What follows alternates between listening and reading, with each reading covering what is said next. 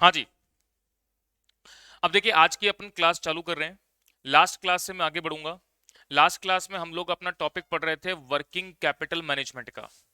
Last class में working capital management के topic के अंदर हम लोगों ने क्या पढ़ा था उसका एक क्विक रिकैप करते हैं, ठीक है ना। और उसके बाद फिर अपन आगे बढ़ते हैं। चलिए देखेंगे। वर्किंग कैपिटल मैनेजमेंट में मैंने आपको बताया था कि ये किसी भी बिजनेस के एक इन्वेस्टिंग एक्टिविटी का पार्ट होता है। जब भी किसी भी बिजनेस के अंदर शॉर्ट टर्म सोर्सेज के अंदर आप इन्वेस्टमेंट करते हैं तो किन बातों का ध्यान रखना है, क्या आपके पास सोच होनी चाहिए, कितना इन्वेस्टमेंट डालना ठीक रहता है, ये सारी बातें आपको ये चैप्टर सिखाएगा। तो ये चैप्टर वर्किंग कैपिटल मैनेजमेंट जो है, बिजनेस के डे टू डे ऑपरेशंस को रन करने के लिए जो रिक्वायर्ड कैपिटल की आवश्यकता होती है उसकी कैलकुलेशन आपको समझाएगा, ठीक है। फिर मैंने आपको एक छोटा सा पॉइंट बताया था कि डिसीजन मेकिंग रेफरेंस के अंदर आपको एक अप्रोप्रिएट मैनर में वर्किंग कैपिटल रिक्वायर्ड है। अगर आप ज्यादा मेंटेन करेंगे तो एक्सेस वर्किंग कैपिटल जो मेंटेन कर रहे हैं उसकी वजह से आपकी अपॉर्चुनिटी कॉस्ट का नुकसान होगा, और अगर आप कम मेंटेन करेंगे तो प्रोडक्शन एक्टिविटी डिले हो जाएगी। फिर मैंने आपको बताया था कि साहब वर्किंग कैपिटल दो टाइप्स की होती है, ग्रॉस वर्किंग कैपिटल और net working capital. Gross working capital कैसे निकालते हैं, total amount of current assets, और उसमें से अगर आप आउटसाइड लायबिलिटी का जिसका पेमेंट आपको विद इन अ ईयर करना होता है उसका पेमेंट कर दोगे तो नेट वर्किंग कैपिटल आपके हाथ में बच जाएगी। क्लियर है मेरी बात। चलिए इसके बाद आगे बढ़ते हैं। इसके बाद देखिए मैंने बताया था आपको कि अब वर्किंग कैपिटल की कैलकुलेशन कैसे की जाए, या किसी भी बिजनेस के लिए क्या अप्रोप्रिएट मैनर की वर्किंग कैपिटल रिक्वायर्ड है इसका पता कैसे चलेगा। तो इसके लिए वैज्ञानिकों ने दो मेथड बताए हैं। कौन कौन से बताए हैं? एक है ऑपरेटिंग साइकिल मेथड, दूसरा है फोरकास्टिंग मेथड। क्लियर है मेरी बात। एग्जाम के पर्सपेक्टिव से इंपॉर्टेंट क्या है? फोरकास्टिंग मेथड, इसी का सवाल आना है। आज की क्लास में मैं आपको ऑपरेटिंग साइकिल पढ़ाऊंगा, इसके बाद नहीं पढ़ाऊंगा। फिर मैं कल से फोरकास्टिंग मेथड और अगले 10 दिन तक फोरकास्टिंग मेथड को मैं गाता रहूंगा, ठीक है। चलिए अब स्टार्ट करते हैं। सबसे पहले operating cycle method. Operating cycle method में मैंने आपको बताया सबसे पहले इस मेथड से वर्किंग कैपिटल की कैलकुलेशन कैसे बनानी है, वो तो बात की बात है। पहले ये समझते हैं कि ऑपरेटिंग साइकिल का मतलब क्या होता है। तो ऑपरेटिंग साइकिल किसी भी बिजनेस के लिए एक प्रोडक्शन साइकिल होती है। हालांकि हम वर्किंग कैपिटल का चैप्टर मैन्युफैक्चरिंग कंसर्न के संदर्भ में पढ़ेंगे, इसलिए मैंने ऑपरेटिंग साइकिल को मैन्युफैक्चरिंग कंसर्न के संदर्भ में आपको परिभाषित किया है, ठीक है। ऑपरेटिंग साइकिल का मतलब क्या हो गया? एक प्रोडक्शन साइकिल जो कि स्टार्ट होती है कहां से? परचेस ऑफ रॉ मटेरियल से, और खत्म कहां होती है? कलेक्शन फ्रॉम डेटर पर। क्लियर है मेरी बात। इस बात को एक्सप्लेन करने के लिए मैंने तीन प्रकार के कंसर्न भी बताए। मैन्युफैक्चरिंग कंसर्न में ऑपरेटिंग साइकिल रन कैसे करती है? तो कैश आपके पास है, उससे आपने रॉ मटेरियल परचेस किया, रॉ मटेरियल फैक्ट्री में जाएगा, उस पर प्रोसेसिंग होगी, वो फिनिश गुड्स बन जाएगा। फिनिश गुड्स बनने के बाद कुछ टाइम तक वो स्टोर वेयर हाउस के अंदर रखा रहेगा। फिर जब आपका सेल्स ऑर्डर आएगा तो ये बिकने के लिए जाएगा। अगर मान लीजिए उधार में बिक जाता है तो फिर पैसा आपका ब्लॉक है। फिर कुछ टाइम के बाद वो पैसा घूम करके वापस आपके हाथ में कैश के रूप में आएगा। तो ये पूरी साइकिल के दौरान अलग अलग स्टेजेस पर जितने जितने टाइम पीरियड तक के लिए आपका पैसा ब्लॉक होता है, इन सबको मैं जोड़ लूं तो ये क्या कहलाएगा? ऑपरेटिंग साइकिल पीरियड कहलाएगा। मतलब रॉ मटेरियल स्टोर डिपार्टमेंट में आया, कितने समय तक रहा, फैक्ट्री में प्रोसेसिंग होने में कितना समय लगा, फिनिश गुड्स बन करके वेयर हाउस में कितने समय तक रहा, फिर जब कस्टमर को उधार में बिका तो कस्टमर से कलेक्शन आने में कितना समय लगा, उसके बाद ये कैश वापस आपके हाथ में आएगा। तो ये पूरा साइकिल आपका ऑपरेटिंग साइकिल पीरियड कहलाता है। क्लियर है मेरी बात। कॉम्प्लिकेशन जो बनेंगे इस मैन्युफैक्चरिंग कंसर्न को लेकर के बनेंगे, तो सवाल भी इसी को लेकर के मैं बताने वाला हूं। इसके बाद मैंने दो कंसर्न और बताए थे, ट्रेडिंग और फाइनेंशियल। उसमें कोई कॉम्प्लिकेशन ही नहीं है। ट्रेडिंग वाले में कैश से स्टॉक खरीदते हैं, स्टॉक को बेच देते हैं, कहानी खत्म। या दूसरा केस क्या बनता है? उधार में बेचा तो उधार में बेचा तो कुछ टाइम के बाद पैसा वापस आ गया। अगर मैं फाइनेंशियल कंसर्न के रिगार्डिंग बात करूं तो कैश से डेटर यानी लोन बांटा, फाइनेंशियल कंसर्न यानी बैंकिंग इंस्टीट्यूशन ने, और लोन वापस जो है रीपे हो जाता है, वो कैश में कन्वर्ट हो जाता है। तो ट्रेडिंग कंसर्न और फाइनेंशियल कंसर्न में कोई कॉम्प्लिकेशन नहीं है। बात किसकी कर रहे थे अपन? मैन्युफैक्चरिंग कंसर्न की। अब मैं इसमें आगे कंटिन्यू करूंगा। अब देखिए ऑपरेटिंग साइकिल मेथड से कितना अप्रोप्रिएट वर्किंग कैपिटल बिजनेस के लिए रिक्वायर्ड है उसकी कैलकुलेशन का एक प्रोसेस है। वो प्रोसेस मैं आपको सारा लिखवाऊंगा, समझाऊंगा, टेक्निकली सारी बातों को समझ में आएगी। एक बात और ध्यान में रखना, कोई भी कॉन्सेप्ट पढ़ाता हूं, कोई भी फॉर्मूला बताता हूं, कोई भी चीज बताता हूं, हर चीज के पीछे लॉजिक और रीजन होगा, सब समझाते हुए चलूंगा। कोई भी बात आपको अगर लॉजिकली या रीजन वाइज समझ में नहीं आती है तो पूछेंगे आप। ठीक है ना। चलिए शुरू करेंगे, देखेंगे ध्यान से। लास्ट क्लास में मैंने कहां तक लिखा दिया था? फाइनेंशियल कंसर्न के बाद एक बात लिखवाई थी मैंने, ऑपरेटिंग साइकिल पीरियड। क्लियर है बात? चलिए अब आप लिखेंगे आगे, how to determine working capital requirement. Working capital requirement. अब सवाल ये पैदा होता है कि सर ऑपरेटिंग साइकिल मेथड से वर्किंग कैपिटल रिक्वायरमेंट की कैलकुलेशन कैसे बनाएंगे, उसका प्रोसेस क्या है, तो उसको देखते हैं। देखिएगा, एक फॉर्मूला लिखेंगे, ओसी बराबर R plus W plus F plus D minus का सी। ओसी का मतलब क्या है, स्टार मार्क करके लिखेंगे। इसका मतलब है operating cycle period, operating cycle period. इसी प्रकार आर का मतलब क्या है? आर का मतलब है raw material, raw material storage period, raw material storage period. W का मतलब क्या है? डब्ल्यू का मतलब है work in progress, work in progress storage period. इसी प्रकार एफ का मतलब क्या है? Finish goods, finish goods storage period.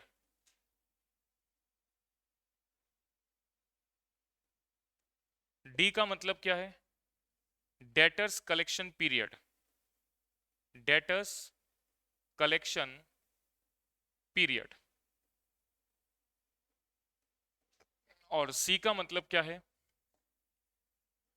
Creditors payment period, creditors payment period. चलिए सबसे पहले आप इतनी सी बात नोट करेंगे,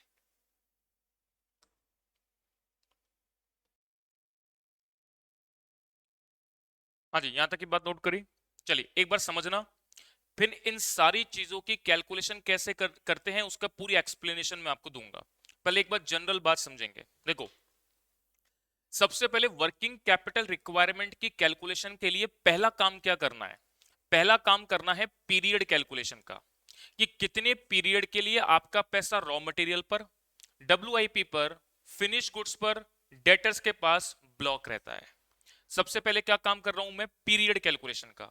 टाइम पीरियड, समय निकालो पहले कि कितने पीरियड के लिए आपका पैसा अलग अलग स्टेजेस पर ब्लॉक हो रहा है। ठीक है, तो देखो रॉ मटेरियल में पैसा ब्लॉक होता है, वर्क इन प्रोग्रेस में पैसा ब्लॉक होता है, फिनिश गुड्स में पैसा ब्लॉक होता है जब वेयर हाउस में रखा रहेगा, कस्टमर को उधार में बिका तो पैसा ब्लॉक रहता है।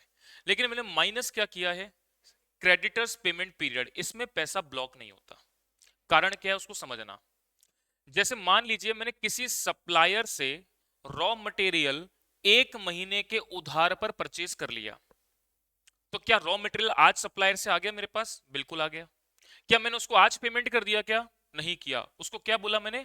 मैं आपको 1 महीने के बाद पेमेंट करूंगा। तो 1 महीने तक पैसा ब्लॉक रहा क्या आपका? नहीं रहा। बात समझ में आई क्या? क्या बात बोली मैंने? भाई आज मैंने किसी कस्टमर को उधार सामान बेच दिया, तो मेरा जो उस प्रोडक्ट के अंदर कॉस्ट लगी हुई है वो उसके पास जाके ब्लॉक हो गई। अब कस्टमर बोलता है 2 महीने बाद पेमेंट करूंगा, तो 2 महीने तक पैसा ब्लॉक है क्या? कोई रॉ मटेरियल मान लीजिए कैश में खरीद करके लाता हूं मैं, रॉ मटेरियल कैश में खरीद के लाया, 10 दिन तक वो स्टोर में रखा रहा, तो 10 दिन तक पैसा ब्लॉक है क्या मेरा वहां पर? बिल्कुल है। फिर वो रॉ मटेरियल प्रोसेसिंग होने के लिए फैक्ट्री में चला जाता है। अब मान लीजिए उसमें मेरी 50,000 रुपए की कॉस्ट लगी है, वो बोलता है साहब प्रोसेसिंग होने में 15 दिन का समय लगेगा, तो 15 दिन तक क्या मेरा फैक्ट्री के अंदर पैसा ब्लॉक है? बिल्कुल है। फिर वो फैक्ट्री से निकल के फिनिश गुड्स बन गया, फिनिश गुड्स बन करके वेयर हाउस में रख गया, वेयर हाउस में रखना पड़ेगा जब तक सेल्स ऑर्डर नहीं आता, तो वेयर हाउस में रखा है, तो जब तक वेयर हाउस में रखा है तब तक पैसा ब्लॉक है क्या? बिल्कुल ब्लॉक है। बात समझ में आ रही है क्या? लेकिन क्रेडिटर्स पेमेंट पीरियड जो होता है वो क्रेडिटर्स का पैसा ब्लॉक नहीं होता। उसके लिए मैंने क्या बात समझाई? बिल्कुल आसान बात है। जैसे मान लो मैंने आपसे, आप सप्लायर हो, मैं कौन हूं? परचेजर, मैन्युफैक्चरर हूं। मैं रॉ मटेरियल इनसे उधार में परचेज करता हूं। इसका मतलब क्या होता है उधार में परचेज करने का? क्या पेमेंट इमीडिएटली दूंगा क्या मैं? बाद में दूंगा मैंने बोला 2 महीने के उधार पे आपसे मैंने क्या करा, मटेरियल परचेस कर लिया। तो आप मटेरियल कब ट्रांसफर कर रहे हो, अभी कर दोगे इंस्टेंटली? पेमेंट कब दूंगा मैं? तो आज के तारीख में अगर मैं बात करूं तो 2 महीने के लिए पैसा ब्लॉक हुआ क्या मेरा? नहीं हुआ। पैसा कब दूंगा मैं? 2 महीने के बाद। तो 2 महीने तक पैसा ब्लॉक नहीं हुआ। नहीं हुआ, इस वजह से मैंने क्या करा, क्रेडिटर पेमेंट पीरियड को क्या कर दिया, माइनस कर दिया। बात समझ में आ रही है क्या आपको? ब्लॉक का मतलब आपके पास कैश था, कैश से आपने रॉ मटेरियल परचेज किया, कैश में परचेज करा, तो पैसा आपका रॉ मटेरियल के अंदर खरीदने में लग गया। अब वो रॉ मटेरियल स्टोर डिपार्टमेंट में आ गया, तो पैसा आपका ब्लॉक हो गया ना। भाई पैसा थोड़ी ना आपके पास अब। आप इसको ऐसे समझो, देखो क्या बात बोली मैंने। जैसे मान लो मटेरियल के तौर पे कुछ भी ले लें आप। अगर रॉ मटेरियल परचेज करता हूं तो दो प्रोसेस होती है, या तो कैश में परचेज करूंगा या क्रेडिट में परचेज करूंगा। कौन से प्रोसेस के अंदर मेरा पैसा ब्लॉक होगा? कैश में परचेज करूंगा। आज मैं रॉ मटेरियल इनसे 1 लाख रुपए का परचेज करता हूं, कैश में परचेज कर लिया। अब वो रॉ मटेरियल मेरे पास आ गया, ये तो मार्केट में बिकेगा नहीं। पूरे प्रोसेस के बाद जब ये फिनिश गुड्स बन जाएगा तब मार्केट में बिकने के लिए जाएगा, तब वापस कैश घूम करके वापस आएगा। बात समझ में आ रही है क्या? पर रॉ मटेरियल आज कैश में परचेज किया तो आज ही पैसा ब्लॉक हो गया उस रॉ मटेरियल के अंदर। अगर उधार में परचेज करता हूं तो आज ब्लॉक होगा क्या? नहीं। रॉ मटेरियल मेरे पास आ गया, मेरी प्रोसेसिंग एक्टिविटी चालू हो गई, मेरी फैक्ट्री की प्रोसेसिंग एक्टिविटी या प्रोडक्शन एक्टिविटी चल रही है, लेकिन पैसा ब्लॉक नहीं हुआ। पैसा मैंने कब बोला, मैं 2 महीने के बाद दूंगा, तो पैसा ब्लॉक नहीं हुआ है। बात समझ में आ रही है क्या? चलो, अब मैं सबसे पहले पीरियड कैलकुलेशन में बात करता हूं, रॉ मटेरियल स्टोरेज पीरियड की। तो चलिए लिखेंगे मेरे साथ साथ।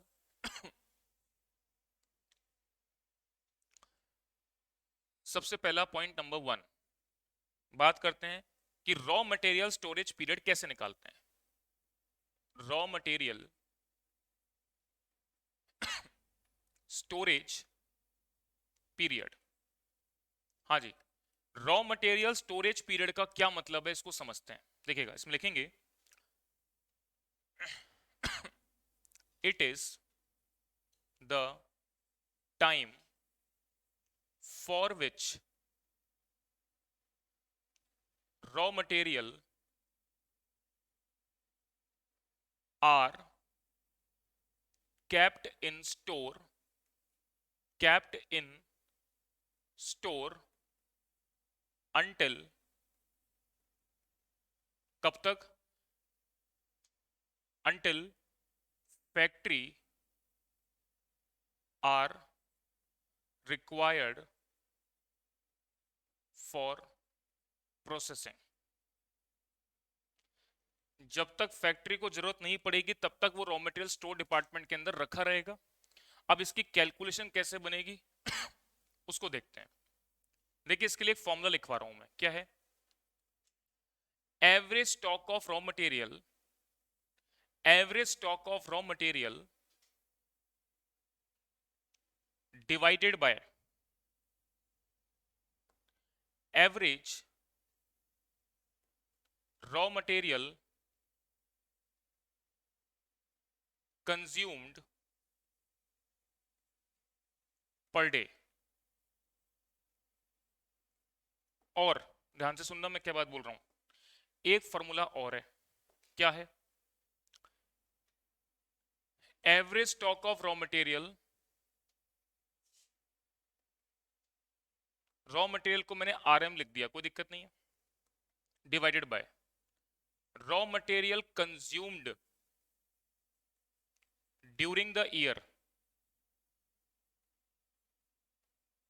मल्टीप्लाई 365। स्टार मार्क करके लिखेंगे। सबसे पहली चीज, average stock of raw material का मतलब क्या है? Average stock of raw material का मतलब क्या है? तो इसका मतलब है opening stock of raw material, opening stock of raw material plus closing stock, closing stock of raw material divided by 2। Average stock of raw material कैसे निकालोगे? ओपनिंग स्टॉक कितना है प्लस क्लोजिंग स्टॉक कितना है और डिवाइडेड बाय 2 कर देंगे। दूसरा पॉइंट, दूसरा पॉइंट बात करते हैं एवरेज रॉ मटेरियल कंज्यूम्ड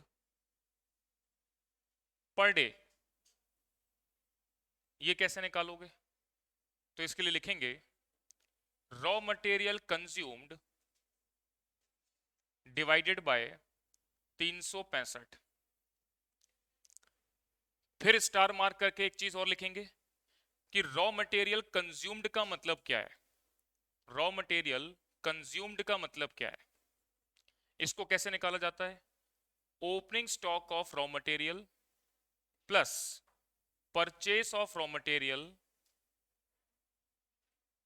और इसमें से आप लेस कर देंगे closing stock of raw material.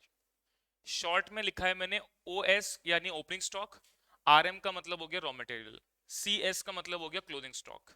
चलिए पहले एक बार आप इतनी बात नोट करें।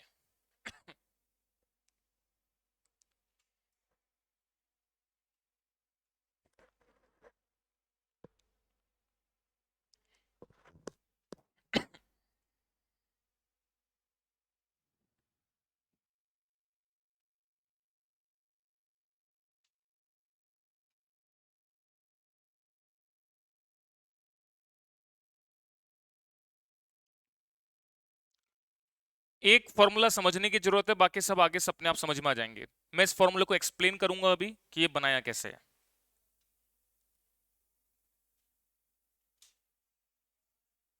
पहले एक बार इसको नोट कर लेंगे आप।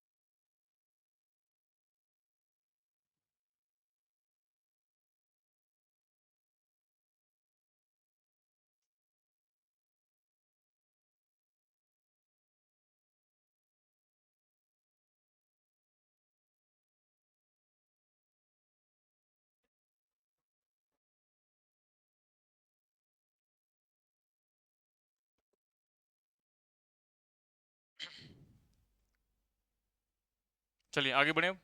देखिएगा, देखो पहले तो ये दोनों फॉर्मूले कैसे बने। Average stock of raw material divide by raw material consumed per day लिखा है मैंने। रॉ मटेरियल कंज्यूम्ड पर डे कैसे निकालता हूं कि पूरे साल भर में कितना कंज्यूम करते हो। एक साल में नंबर ऑफ डेज कितने होते हैं? 365, डिवाइड दोगे तो पर डे आ जाएगा। तो मैंने इस raw material consumed per day की जगह पर अगर मैं ये रख दूं raw material consumed divide by 365, तो यहां पर डिवाइड बाय 365 लिखूंगा, raw material consumed divide by 365, तो 365 रेसिप्रोकल होकर के ऊपर आ जाएगा, और यहां पर क्या आ जाएगा? Raw material consumed during the year. तो ये फॉर्मूला कोई नया नहीं है, इसी से बनाया गया है। ये बात समझ में आ गई क्या? ठीक है। अच्छा, यहां पर average stock of raw material का मतलब क्या होता है? Opening plus closing divide by 2। इतनी बात भी क्लियर है। और इसके बाद मैंने बात करा रॉ मटेरियल कंज्यूम्ड कैसे निकालते हैं। कॉस्ट शीट अपन ने पढ़ी हुई है। कॉस्ट शीट के अंदर आप कैसे निकालते हैं? Opening stock plus purchase less closing stock. तो ड्यूरिंग द ईयर कंज्यूम कितना किया है उसकी इंफॉर्मेशन आ जाएगी। अब इस फॉर्मूले को समझना, देखो मैं क्या बात बता रहा हूं। देखिए, आपको यहां पर क्या निकाल रहे हो? रॉ मटेरियल स्टोरेज पीरियड निकाल रहे हो, यानी एक बार रॉ मटेरियल खरीद करके लाते हो, कितने टाइम तक वो स्टोर डिपार्टमेंट के अंदर रहता है, तो उतने टाइम तक आपका पैसा उस रॉ मटेरियल के रूप में स्टोर डिपार्टमेंट के अंदर ब्लॉक रहेगा। तो वो पीरियड निकालना है मुझे, है ना। पीरियड कैसे निकाल रहा हूं समझना। जैसे मान लीजिए, सपोज एक एग्जांपल लिया, एक साल में टोटल रॉ मटेरियल कंज्यूम्ड मेरा 1 लाख रुपए का होता है, ठीक है। अच्छा, ये 365 डेज में निकाल रहे हो तो 365 है। वीक में इंफॉर्मेशन दे रखी होगी तो 52 कंसिडर कर लोगे, और मंथ में इंफॉर्मेशन निकालनी हो तो 12 में कंसिडर कर लोगे। कोई दिक्कत थोड़ी ना है इसमें, है ना। ये मैं नंबर ऑफ डेज के हिसाब से कंसिडर कर रहा हूं कि कितने टाइम तक नंबर ऑफ डेज में आपका पैसा ब्लॉक रहता है। बात समझ में आ रही है? चलिए अब आगे की बात करते हैं।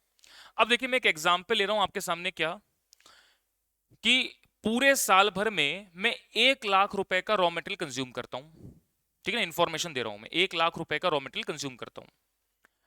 एक जो प्रोडक्शन साइकिल रन करती है ना, उसमें एवरेज रॉ मटेरियल मुझे 20,000 रुपए का रिक्वायर्ड होता है, ठीक है। तो कितना पीरियड के लिए मेरा पैसा उसमें ब्लॉक रहता है मुझे ये निकालना है, ठीक है। तो मैंने क्या बोला, बहुत सिंपल सी बात बोली मैंने बोला पूरे साल भर के लिए मुझे 1 लाख रुपए का रॉ मटेरियल कंजम्पशन होता है पूरे साल भर में। पूरे साल भर में जैसे महीनों में निकालते हैं, कितने महीने हो गए, 12 महीने। बात समझ में आती है क्या? तो 12 महीने यानी पूरे साल भर में इतना रॉ मटेरियल कंज्यूम होता है। एक प्रोडक्शन साइकिल जो चलती है उसके लिए मुझे केवल कितना रिक्वायर्ड है, 20,000 का रॉ मटेरियल रिक्वायर्ड है। तो कितने टाइम के लिए ये 20,000 का मटेरियल ब्लॉक करवाएगा मेरा प्रोडक्शन प्रोसेस? तो 12 बटा मैं क्या करूंगा, 1 लाख, और मल्टीप्लाई कर दूंगा मैं 20,000। बताओ क्या आ रहा है 2.4। इसका मतलब कितना हो गया, 2.4 कुछ मंथ आ गए, ये मतलब 2.5 मंथ मान लो आप। 2.5 मंथ के लिए मेरा पैसा एक प्रोडक्शन प्रोसेस के अंदर रॉ मटेरियल के अंदर ब्लॉक रहता है। अब ये फॉर्मूला जो मैंने बनाया है वो कैसे बनाया है, इसमें 12 का मतलब क्या है, ये पूरे साल भर की बात कर रहे हैं यानी 365 की बात कर रहे हैं। 1 लाख का मतलब total raw material consume during the year कितना होता है उसकी बात कर रहे हैं। और ये 20,000 का मतलब क्या है कि एक प्रोडक्शन प्रोसेस में कम से कम 20,000 का रॉ मटेरियल रिक्वायर्ड होगा। तो एक प्रोडक्शन प्रोसेस में कम से कम 20,000 का रॉ मटेरियल रिक्वायर्ड होगा, तो वो क्या कहलाएगा, average stock of raw material कहलाएगा, ठीक है। तो average stock of raw material divide by raw material consume during the year, यानी टोटल जितने साल के लिए कंज्यूम किया जा रहा है उसकी वैल्यू 365 के बराबर है। तो एक प्रोडक्शन प्रोसेस के दौरान कितना रॉ मटेरियल रिक्वायर्ड रहेगा उसकी इंफॉर्मेशन आ जाएगी। तो कितने पीरियड के लिए आपका पैसा ब्लॉक रहेगा वो पीरियड की कैलकुलेशन निकल के आ जाएगी। बात समझ में आ रही है क्या? तो मैंने इस फॉर्मूले से कैसे बनाया, देखो कितना सिंपल बात बोली। 1 लाख का रॉ मटेरियल पूरे 12 महीने के लिए कंज्यूम होता है। एक प्रोडक्शन प्रोसेस, एक साइकिल जो चलती है ना, उसके लिए मुझे 20,000 रिक्वायर्ड है। तो इसका मतलब कितने महीने तक के लिए एक साइकिल पर पैसा ब्लॉक रहेगा, 2.5 महीने के लिए ब्लॉक रहेगा। अप्रोक्सीमेट 2.5 महीने निकाला है मैंने। अभी मैंने रैंडम अमाउंट का कैलकुलेशन लिया इसलिए एग्जैक्ट कैलकुलेशन नहीं आई है, जनरल सवालों के अंदर एग्जैक्ट कैलकुलेशन निकल के आती है। 365 से कर लो, 1 लाख को 365 कर दो, और यहां पर कर दो 365 मल्टीप्लाई 20,000 अपॉन 1 लाख, तो ये नंबर ऑफ डेज में आ जाएगा। करो कितना आ रहा है, 365 को 20,000 से मल्टीप्लाई करो डिवाइड बाई 1 लाख करो, एग्जैक्ट 73 आ रहा है। तो 73 डेज कर लो। देखो अब इसको कैसे इंटरप्रेटेट करोगे, कि आप बोलोगे साहब 1 लाख का रॉ मटेरियल आप बोल रहे हो सर पूरे साल भर के लिए कंज्यूम करते हैं, तो इसकी वैल्यू 365 दिन के बराबर हो गई। और एक प्रोडक्शन साइकिल आप जो रन करते हैं, एक प्रोडक्शन साइकिल जो आप रन करते हैं उसमें 20,000 का रॉ मटेरियल रिक्वायर्ड होता है। तो 365 डिवाइडेड बाय 1 लाख मल्टीप्लाई कितना हो गया, 20,000। बताओ कितना है ये, 73 डेज। अब इसका मतलब पता है क्या होता है, देखो इससे कितना आसानी से समझ में आ रहा है। आपके दिमाग के अंदर कैलकुलेशन भी चलनी चाहिए और थोड़ी एनालिटिकल स्किल भी चलनी चाहिए। देखो कैसे चल रही है, यानी एक साइकिल जब मैं रन करता हूं ना, तो उसमें रॉ मटेरियल स्टोर डिपार्टमेंट में 73 डेज तक रहता है। तो कितनी नंबर ऑफ साइकिल्स मैं पूरे साल भर में चलाता हूँ, 365 को 73 से डिवाइड दे दो, 5 साइकिल हो गई। यानी एक साल में 5 साइकिल चलती है मेरी। आज रॉ मटेरियल परचेज किया 20,000 का, 73 डेज के बाद वो कन्वर्जन होकर के वापस कैश आ जाएगा। फिर मैंने इस तरीके से वो 5 साइकिल पूरे साल भर में मूव करेंगे। आप ऐसे भी समझ लो 20,000 का रॉ मटेरियल है, टोटल 1 लाख कंज्यूम करते हो, तो 1 लाख को 20,000 से डिवाइड दे दो, तो एक साल में 5 साइकिल आपकी रन करती हैं। मेरी बात समझ में आ रही है क्या आपको? आप चलिए आगे बढ़ते हैं, देखिएगा नेक्स्ट। तो यहां पर मैंने क्या निकाला है, किसी भी एक प्रोडक्शन साइकिल पर रॉ मटेरियल स्टोर डिपार्टमेंट के अंदर कितने टाइम तक रहता है। तो मैंने यहां पर निकाल लिया 73 डेज के लिए रहता है। 73 डेज के लिए आपका रॉ मटेरियल स्टोर डिपार्टमेंट में ब्लॉक रहता है। बात समझ में आ गई क्या? चलिए अब इसके बाद बात करते हैं WIP स्टोरेज पीरियड की। Second point, work in progress storage period. Work in progress storage period यानी WIP स्टोरेज पीरियड में निकाल रहा हूं। इसका मतलब क्या होता है, WIP स्टोरेज पीरियड का मतलब हो गया कि कितने टाइम तक आपका मटेरियल जो है या कितना पैसा आपका जो है वो फैक्ट्री के अंदर ब्लॉक रहता है, वो निकालना है। यानी फैक्ट्री की प्रोसेसिंग में कितना समय लगता है। जितना फैक्ट्री की प्रोसेसिंग में समय लगेगा उतने टाइम तक आपका पैसा उसमें ब्लॉक रहेगा। ठीक है साहब, निकालते हैं। पहले तो इसको लिख लेते हैं। इसमें लिखेंगे it is the time gap between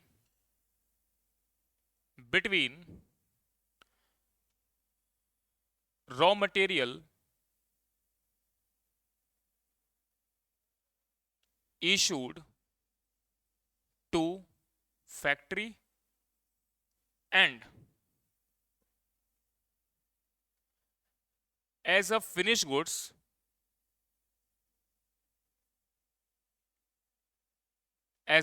goods completed and store in warehouse।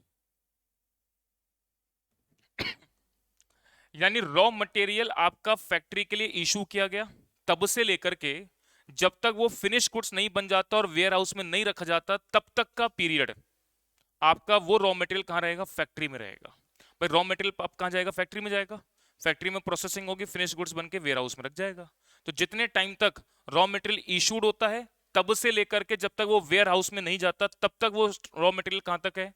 Factory के अंदर है। तो फैक्ट्री में आपका पैसा वहां पर क्या रहेगा? ब्लॉक रहेगा। क्लियर है मेरी बात? अब इसकी कैलकुलेशन कैसे बनती है?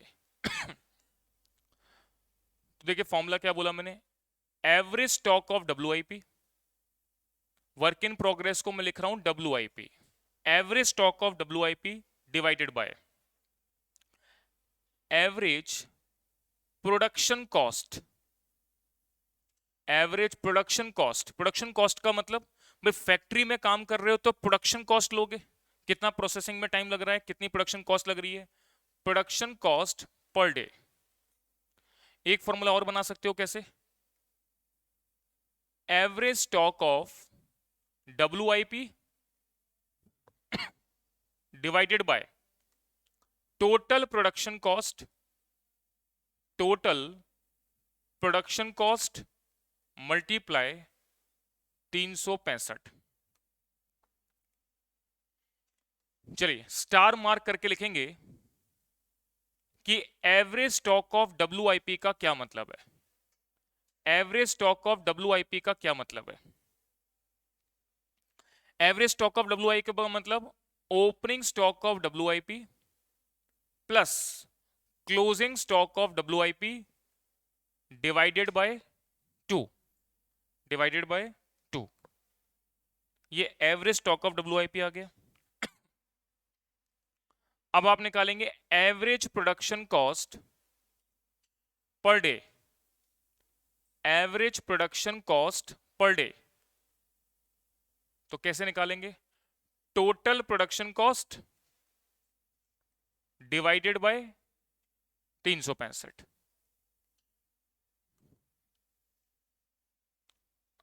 अब सवाल क्या बनता है कि टोटल प्रोडक्शन कॉस्ट कैसे निकालोगे? तो इसमें लिख लेंगे आप टोटल प्रोडक्शन कॉस्ट। ये कैसे निकालोगे? इसका मतलब क्या होता है? प्रोडक्शन कॉस्ट का मतलब क्या होता है? फैक्ट्री कॉस्ट, वर्क्स कॉस्ट, अलग अलग नाम बोले जाते हैं। तो आप जाएंगे कहां पर? कॉस्ट शीट के अंदर। कॉस्ट शीट में आप क्या करते हैं? Direct material, direct labour, direct expense, prime cost आती है। प्राइम कॉस्ट में फैक्ट्री के सारे खर्चे जोड़ते हैं, ओपनिंग स्टॉक ऑफ WIP जोड़ते हैं, closing stock of WIP less करते हैं, तो आपको क्या मिलता है? Factory cost. बस आपको फैक्ट्री कॉस्ट तक पहुंचना है। चलिए लिखेंगे, क्या लिखवा रहा हूं मैं? रॉ मटेरियल कंज्यूम तो आपने निकाल लिया था, उसमें आप डायरेक्ट लेबर, कोई भी प्रकार के डायरेक्ट एक्सपेंसेस आपको दे रखे हैं तो उनको जोड़ लो, तो इससे आपको प्राइम कॉस्ट मिल गई। फिर उसमें आपने क्या जोड़ दिया? फैक्ट्री ओवरहेड, फैक्ट्री ओवरहेड ये जोड़ देंगे। पर यहां पे एक छोटी सी बात लिख देना, क्या? Excluding depreciation, excluding depreciation. फिर इसमें आप जोड़ेंगे ओपनिंग स्टॉक ऑफ WIP और लेस कर देंगे क्लोजिंग स्टॉक ऑफ WIP। तो आपको क्या मिल जाएगी? Total production cost, total factory cost, total works cost, कुछ भी बोल सकते हैं आप। चलिए एक बार इतनी बात को लिखें, फिर मैं समझाता हूं।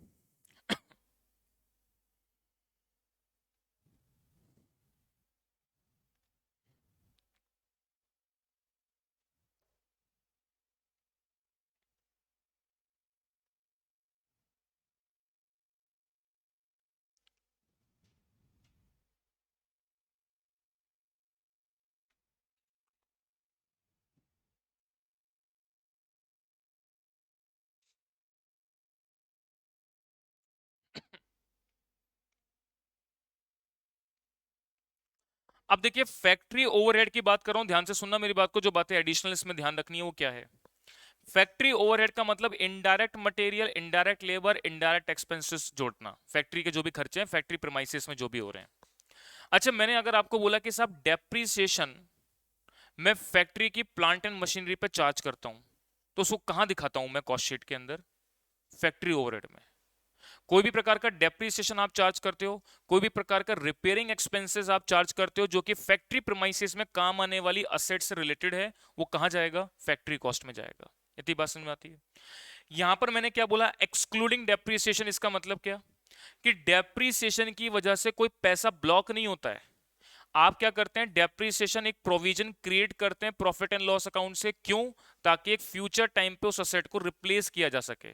तो उस डेप्रीसिएशन की वजह से पैसा ब्लॉक नहीं होता है, नहीं होता है, इसलिए आप डेप्रीसिएशन को शामिल नहीं करेंगे। क्लियर है क्या मेरी बात? बाकी तो सब कुछ सिमिलर है, कोई दिक्कत नहीं है। वही सेम फॉर्मूला है, average stock of WIP divide by total production cost. Total production cost 365 दिन के लिए कितनी खर्च होती है, ये समझ में आ गई? और एक साइकिल के दौरान कितना मटेरियल फैक्ट्री के अंदर जाता है, उसके लिए कितने नंबर ऑफ डेज का रॉ मटेरियल आपका डब्ल्यूआईपी के अंदर ब्लॉक रहेगा, उसकी कैलकुलेशन आ जाएगी। ठीक है ना? ये टोटल प्रोडक्शन कॉस्ट 365 दिन की है, और ये एवरेज स्टॉक ऑफ डब्ल्यूआईपी जो है उसके लिए कितना पीरियड होगा, वो पीरियड निकल के आ जाएगा। ठीक है, चलिए अब आगे बढ़ते हैं। नेक्स्ट किसकी बात करूंगा अब? Finish goods storage period. Finished goods storage period.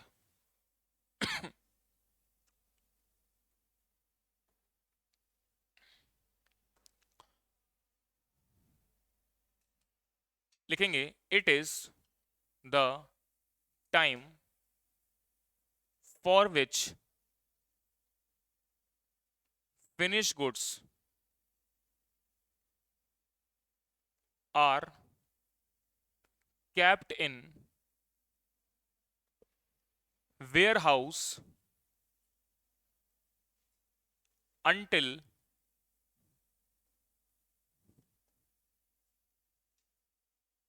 sales order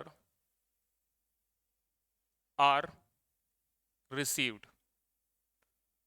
factory से माल निकलने के बाद एज अ फिनिश गुड्स जब वो बन जाता है, तो वेयर हाउस में कब तक रखा जाता है? जब तक सेल्स ऑर्डर नहीं आ जाता। तो जब तक सेल्स ऑर्डर नहीं आएगा, आपका मटेरियल वेयर हाउस में एज अ फिनिश गुड्स रखा रहेगा। तो जब तक रखा रहेगा, जितने पीरियड तक के लिए, उतने पीरियड तक के लिए आपका पैसा ब्लॉक रहेगा। चलिए बात करते हैं कैलकुलेशन पार्ट की। कैलकुलेशन कैसे बनेगी? तो लिखेंगे average stock of finish goods divided by average cost of goods sold पर डे। या मैं बोल सकता हूं average stock of finish goods divided by total cost of goods sold multiply 365। इतनी बात अपने को समझ में आनी चाहिए। अब average stock of finish goods कैसे निकालेंगे? Average stock of finish goods कैसे निकालेंगे? Opening stock of finish goods plus closing stock of finish goods divided by 2। दूसरी बात करते हैं, cost of good sold, sorry, average cost of good sold per day का मतलब है total cost of good sold,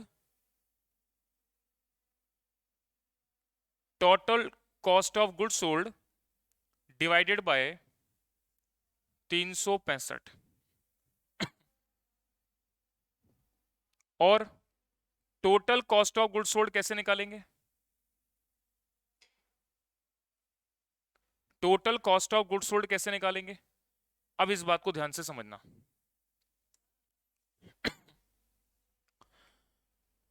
देखिएगा, इसमें कुछ चेंज है कॉस्ट शीट से। देखिए, कॉस्ट ऑफ गुड सोल्ड अपन कैसे निकालते हैं? फैक्ट्री कॉस्ट तक पहुंच गए, फिर उसमें ऑफिस एडमिनिस्ट्रेशन के खर्चे जोड़ते हैं तो कॉस्ट ऑफ प्रोडक्शन आता है। फिर उसमें आप opening stock of finish goods जोड़ते हैं, closing stock of finish goods minus करते हैं, तब कॉस्ट ऑफ गुड सोल्ड पे पहुंचते हैं। लेकिन आपको यहां पर ऑफिस एडमिनिस्ट्रेशन के खर्चे शामिल नहीं करने हैं। रीजन क्या है अभी बताऊंगा, पहले लिखेंगे एक बार। तो मैं total cost of good sold यहां पे क्या कैसे निकालूंगा? आपने टोटल फैक्ट्री कॉस्ट निकाल ली, यहां तक तो पहुंच गए आप। अब इसमें केवल आप ऐड करेंगे opening stock of finish goods और लेस करेंगे closing stock of finish goods, और नीचे नोट डाल करके मेरी बात लिख लेंगे। क्या लिखेंगे? There is no adjustment regarding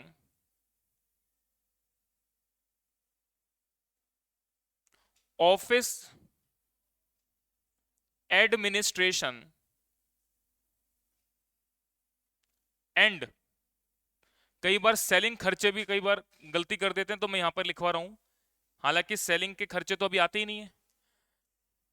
there is no adjustment regarding office administration and selling and distribution expenses, selling and distribution expenses.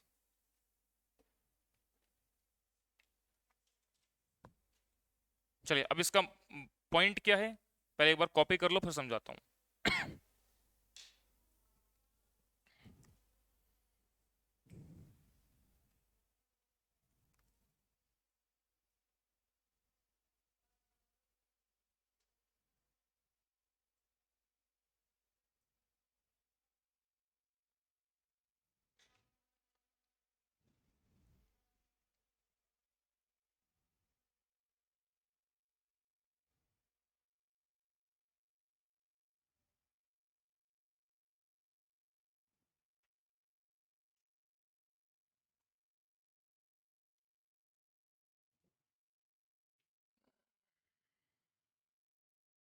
हाँ जी, अब बात को सुने, मेरी बात को, क्या बात बोल रहा हूं।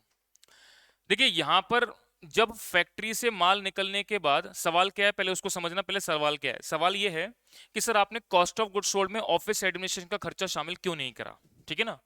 अभी हम लोग निकाल क्या रहे हैं? सवाल ये हो गया, हम निकाल क्या रहे हैं? निकाल ये रहे हैं कि फिनिश गुड्स जो वेयर हाउस के अंदर रखा हुआ है ना, उसमें कितना हमारा पैसा ब्लॉक है, उसकी कैलकुलेशन निकाल रहे हैं। यानी जो मटेरियल वेयर हाउस में रखा हुआ है उसमें हमारा कितना पैसा लग चुका है, जो ब्लॉक है उसकी कैलकुलेशन बना रहे हैं, कितने पीरियड के लिए ब्लॉक है। ठीक है, अब देखना ध्यान से। जब कोई भी गुड्स आपने मैन्युफैक्चर करे तो फैक्ट्री में प्रोसेसिंग कंप्लीट होने के बाद वो फिनिश गुड्स बन गया। फिनिश गुड्स बनने के बाद वेयर हाउस में रख गया। अब वो सेल्स ऑर्डर रिसीव करेगा, जो भी ऑफिस एडमिनिस्ट्रेशन स्टाफ होगा, कोई भी मार्केटिंग का खर्चा करना है या ट्रांसपोर्टेशन का खर्चा करना है, सेल्स ऑर्डर आने के बाद वो सारा खर्चा किया जाएगा। तो सबसे पहली बात, सेलिंग डिस्ट्रीब्यूशन को तो शामिल करेंगे नहीं। ऑफिस एडमिनिस्ट्रेशन स्टाफ जो होगा वो सेल्स ऑर्डर को लेकर के आएगा फिनिश गुड्स के बाद। तो यहां पर हम निकाल के रहे हैं कि जब फिनिश गुड्स स्टोर डिपार्टमेंट में रखा है उसमें कितना पैसा ब्लॉक है, तो उसके अंदर ऑफिस एडमिनिस्ट्रेशन को यहां पर शामिल नहीं करना। कॉस्ट शीट के अंदर हम चलते हैं, लेकिन यहां पर हमको उसको कंसिडर नहीं करना। मेरी बात समझ में आ रही है? लेकिन जब वो फाइनल टोटल कॉस्ट आप निकालेंगे आखिर में जाकर के, तब उसमें आप ऑफिस एडमिनिस्ट्रेशन भी शामिल करेंगे और सेलिंग डिस्ट्रीब्यूशन भी शामिल करेंगे। वो आगे की बात रहेगी। अभी के लिए फिनिश गुड्स के स्टोरेज पीरियड की कैलकुलेशन के लिए total cost of goods sold की कैलकुलेशन में ऑफिस एडमिनिस्ट्रेशन का खर्चा शामिल नहीं करना है। क्लियर है क्या मेरी बात? चलिए अब आगे बढ़ते हैं। नेक्स्ट क्या बताऊंगा आपको मैं, debtors collection period. Debtors collection period, चलिए देखेंगे अब। डेटर्स कलेक्शन पीरियड का फॉर्मूला लिखें पहले, average amount of debtors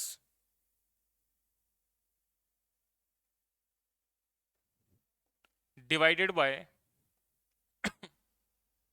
credit sales per day, या इसको मैं लिख सकता हूं average debtors divided by total credit sales multiply 365।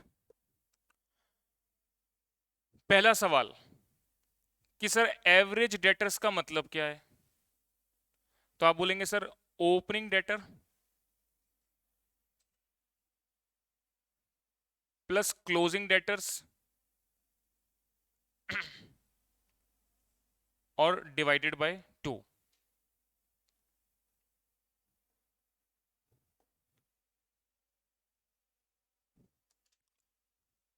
हाँ जी, क्रेडिट सेल्स पर डे कैसे निकालेंगे,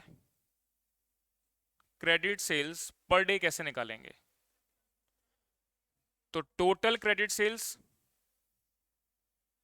divided by 365। Total credit sale कैसे निकालेंगे,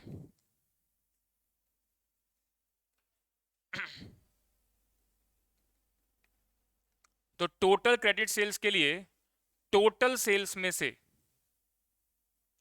आप कैश सेल माइनस कर देंगे तो आपके पास क्रेडिट सेल बच जाएगी। बिल्कुल आसान बात बोली है मैंने, इतनी बात नोट कर लेंगे।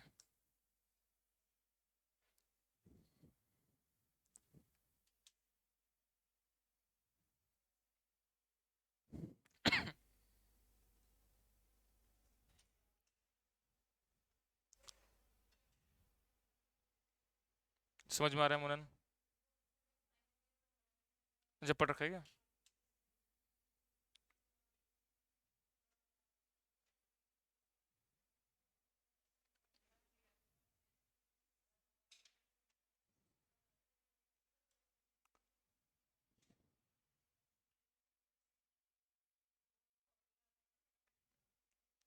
अभी आपने जो भी बीकॉम वीकॉम में पढ़ा हुआ है ना, अभी बहुत एडवांस चीजें बताऊंगा इसमें। हाँ, वो तो बिल्कुल आसान क्वेश्चन आते हैं। हम्म, चलो यहां तक की बात नोट हो गई। अब बात करते हैं नेक्स्ट, क्रेडिटर्स पेमेंट पीरियड की। क्रेडिटर्स पेमेंट पीरियड, चलिए कैसे निकालेंगे इसको, एवरेज क्रेडिटर्स डिवाइडेड बाय, यहां पर क्या आएगा, total credit purchase per day. Creditor का मतलब क्या होता है, बैलेंस शीट में लाइबिलिटी साइड शो होते हैं, यानी वो सप्लायर जिनसे उधार में सामान खरीद रखा है, अब हमारी लाइबिलिटी है उनको फ्यूचर में पे करने की, इसलिए वो क्रेडिटर्स हैं। तो आपने परचेस कर रखी है उनसे। और करके क्या लिखेंगे अपन, average creditors divided by total credit purchase, total credit purchase multiply 365।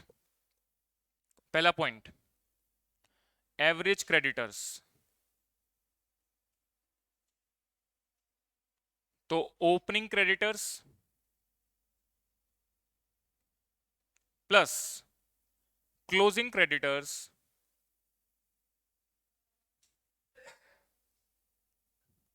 Divided by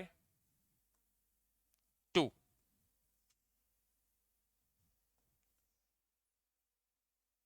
total credit purchase per day,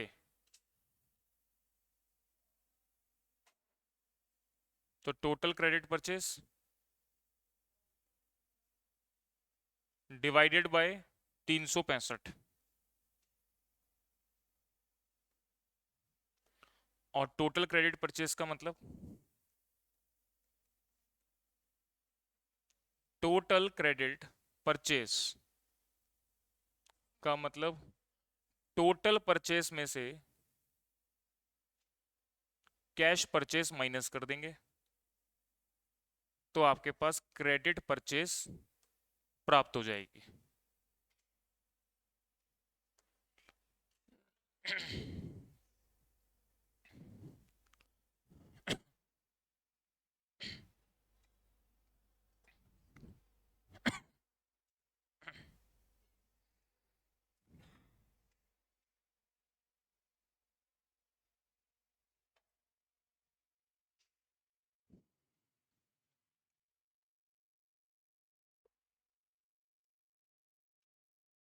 आज यहां तक की बात नोट करके ऑनलाइन वाले स्टूडेंट रिप्लाई करेंगे।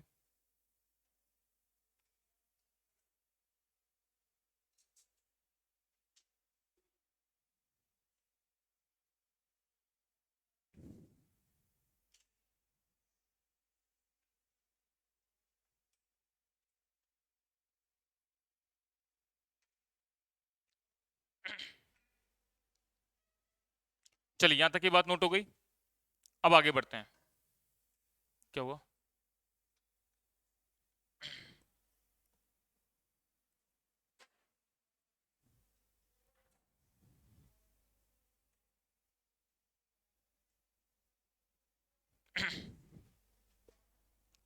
हाँ जी, यहां तक की बात सभी की नोट हो गई, अब आगे बढ़ते हैं। अब नोट डाल करके कुछ बातें लिखेंगे मेरी।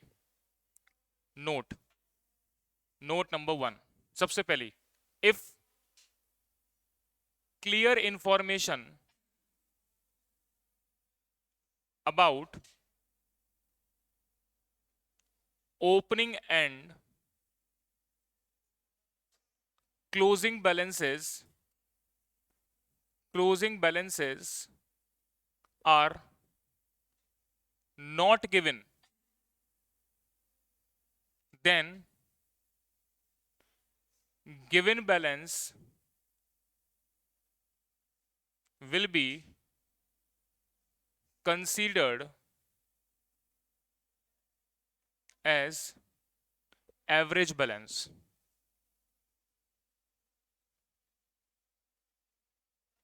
इसका क्या मतलब है?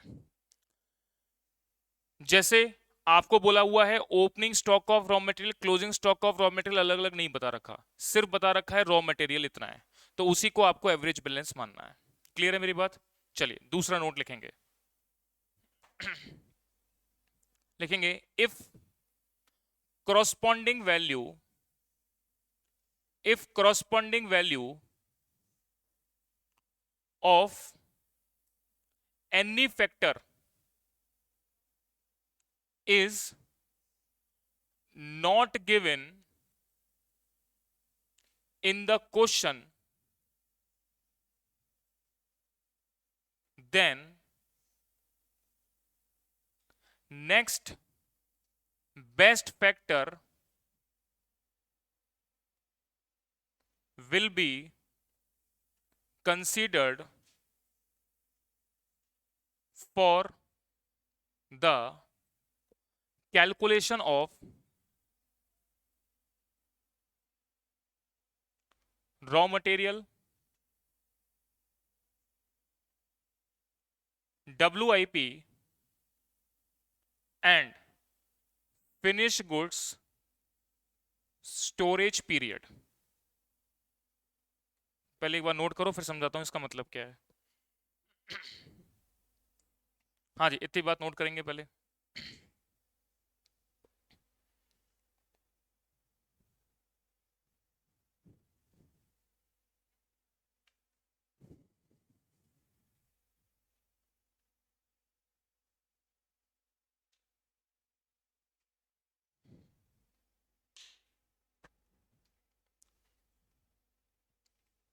देखिए मैंने क्या बात लिखवाई है, if corresponding value of any factor is not given in the question, the next best factor will be considered for the calculation of raw material WIP finished good storage period। इसका मतलब क्या होता है, जैसे अपन WIP स्टोरेज पीरियड निकाल रहे हैं तो आप डिवाइड में टोटल प्रोडक्शन कॉस्ट लेते हो। सवाल में अगर टोटल प्रोडक्शन कॉस्ट की इंफॉर्मेशन नहीं दे रखी तो नेक्स्ट बेस्ट फैक्टर क्या आता है, कॉस्ट ऑफ गुड्स सोल्ड का। भाई फिनिश गुड्स की कैलकुलेशन किसके लिए निकालते हो, कॉस्ट ऑफ गुड्स सोल्ड के लिए, तो आपको नेक्स्ट बेस्ट फैक्टर पे शिफ्ट हो जाना है अगर नहीं दे रखा है तो। ठीक है, इसका लॉजिक क्या है, रीजन क्या है, यहां ये बोला जाता है कि फैक्ट्री कॉस्ट की कोई इंफॉर्मेशन ही नहीं है, फैक्ट्री को इसकी कोई इंफॉर्मेशन नहीं है, तो इसका मतलब वो कॉस्ट ऑफ गुड्स सोल्ड की इंफॉर्मेशन में शामिल है, तो डायरेक्टली आप कॉस्ट ऑफ गुड्स सोल्ड को ले लेंगे। ठीक है क्या, तो कोई भी कॉरस्पॉन्डिंग फैक्टर किसी भी स्टेज पे नहीं दे रखा है तो उसकी नेक्स्ट स्टेज पे जाओ, उसकी इंफॉर्मेशन गिवन होगी। क्वेश्चन कराऊंगा, बात समझ में आ जाएगी, इतनी बात क्लियर होगी क्या। चलिए अब आगे बढ़ते हैं। तो ये दो नोट डाल करके लिख लेंगे, ठीक है। अब नेक्स्ट आगे बढ़ रहा हूं, नेक्स्ट आगे देखेंगे अब। चलिए अब लिखेंगे calculation of working capital requirement, working capital requirement by following steps, following steps. अब ऑपरेटिंग साइकिल मेथड में इन स्टेप के माध्यम से आपको वर्किंग कैपिटल रिक्वायरमेंट निकालनी है। सबसे पहला है स्टेप नंबर 1, स्टेप नंबर 1 है ऑपरेटिंग साइकिल पीरियड। सबसे पहले आपको ऑपरेटिंग साइकिल पीरियड निकालनी है। अभी तक की जो भी मैंने रामायण आपके सामने पेश करी है वो सब इसी स्टेप नंबर 1 को लेकर के थी कि ऑपरेटिंग साइकिल पीरियड अपन निकालते कैसे हैं। तो आपने क्या देखा, रॉ मटेरियल स्टोरेज पीरियड निकाला,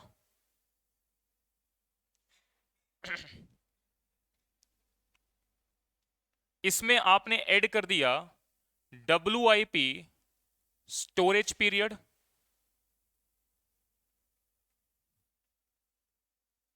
इसमें आपने ऐड कर दिया फिनिश गुड्स स्टोरेज पीरियड,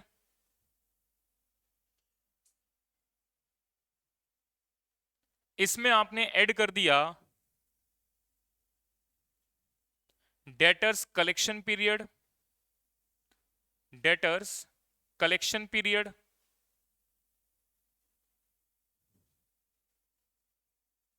और ये आपके पास जोड़ करके एक वैल्यू आ गई।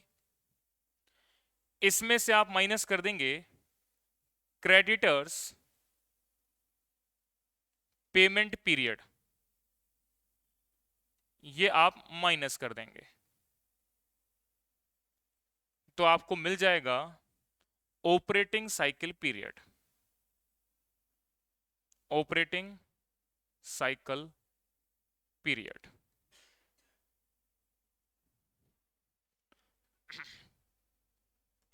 तो सबसे पहले स्टेप में आपने ऑपरेटिंग साइकिल पीरियड निकाल लिया।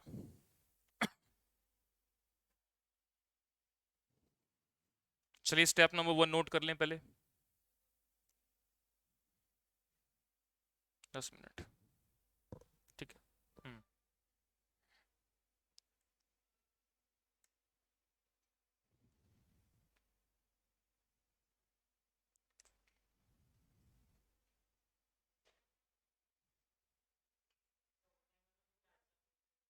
सबके बढ़िया हैं एकदम, हरिओम के बढ़िया, सबके बढ़िया हैं। मेरे से पानी ले लो, ये लो। हाँ जी, यहां तक की बात नोट हो गई। अब आ जाएंगे स्टेप नंबर 2 पर। अब स्टेप नंबर 2 में आप निकालेंगे नंबर ऑफ ऑपरेटिंग साइकिल, एक साल में कितनी number of operating cycle run करती हैं ये आपको निकालना है। बहुत ही सिंपल सी बात, अगर आप नंबर ऑफ डेज में निकाल रहे हो तो 365, वीक में निकाल रहे हो तो 52 और मंथ में निकाल रहे हो तो 12 divided by operating cycle period, operating cycle period. जैसे एग्जाम्पल के लिए अभी आपने देखा कि एक साल में 365 दिन होते हैं, एक ऑपरेटिंग साइकिल जो रन होती है वो 73 डेज की होती है, तो कितनी नंबर ऑफ ऑपरेटिंग साइकिल पूरे साल भर में चलेंगी? 5। ये मैंने एक एग्जाम्पल लिया है ना, एक क्वेश्चन अभी स्टार्टिंग में मैंने एक एग्जाम्पल लिया था, उसके थ्रू बता दिया कि 365 साल में दिन है, एक साइकिल को पूरा घूमने में, वो तो रॉ मटेरियल स्टोरेज पीरियड की बात है, मैं पूरी साइकिल की बात कर रहा हूँ, पूरी साइकिल घूमने में 73 डेज का समय लेती है, तो एक साल में कितनी साइकिल चलेंगी? 5 साइकिल चलेंगे। अच्छा, बिजनेस के लिए जितनी नंबर ऑफ साइकिल कम होंगी उतना बढ़िया है, ज्यादा होंगी उतना बढ़िया है? कम ज्यादा? कम ज्यादा हो। जितनी जल्दी जल्दी प्रोडक्शन होता जाएगा, जितनी जल्दी जल्दी प्रोडक्ट बिकता जाएगा उतना बढ़िया है। आप एक ही साइकिल को लेकर के बैठे रहो पूरे साल भर, आपने कुछ काम ही नहीं किया, मतलब पूरे साल भर में आप एक साल में 10 साइकिलें कर रहे हो, 100 साइकिलें कर रहे हो, मल्टीपल सेल्स जनरेट कर रहे हो, उतना बढ़िया है। तो जितनी ज्यादा साइकिल होंगी उतना बढ़िया है। तो अगर आपके पास प्रोमाइसेस कम है, रिसोर्सेस कम है, तो कम साइकिल घूमेंगी। मल्टीपल रिसोर्सेज हैं, मल्टीपल इंफ्रास्ट्रक्चर है आपके पास, तो ज्यादा साइकिलें घूमेंगी। ज्यादा साइकिल घूमेंगी, ज्यादा सेल्स होगी। तो जितनी ज्यादा ऑपरेटिंग साइकिल उतना बढ़िया, उतना ज्यादा पैसा बनेगा। ठीक है ना? कुल मिला के अपन को इस सब्जेक्ट में पढ़ना क्या है? पैसा बनाना। पैसा इंपॉर्टेंट है। ठीक है ना? View view. Step number 3। हाँ भाई, बातें नहीं देखेंगे। स्टेप नंबर 3, तो सबसे पहले स्टेप में आपने क्या निकाला? Operating cycle period. दूसरे स्टेप में निकाला आपने, तीसरे स्टेप में निकालेंगे वर्किंग कैपिटल रिक्वायरमेंट। चलिए, वर्किंग कैपिटल रिक्वायरमेंट। अब वर्किंग कैपिटल रिक्वायरमेंट कितनी है वो कैसे पता चलेगा? तो इसका फॉर्मूला लिखेंगे, total operating expenses, total operating expenses divided by क्या? Number of operating cycle, divided by number of operating cycle, divided by number of operating cycle. अब ध्यान से मेरी बात को सुनना, क्या बात बोल रहा हूं मैं। सपोज, अच्छा पहले तो आप इसको एक बार लिख लो, टोटल ऑपरेटिंग साइकिल निकालेंगे कैसे? टोटल ऑपरेटिंग एक्सपेंसेस निकालेंगे कैसे? लास्ट आप कहां तक पहुंच गए थे? कॉस्ट ऑफ गुड्स सोल्ड तक पहुंच गए थे क्या? अब इसमें आप क्या जोड़ दो? Office expenses, office and administration expenses,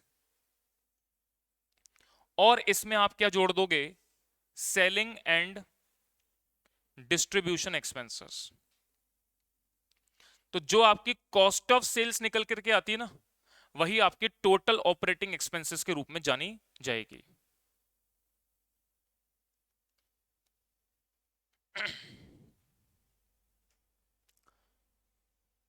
अब देखिए इस बात को समझना, पूरे साल भर में मेरे टोटल ऑपरेटिंग एक्सपेंसेस होते हैं 10 लाख रुपए के।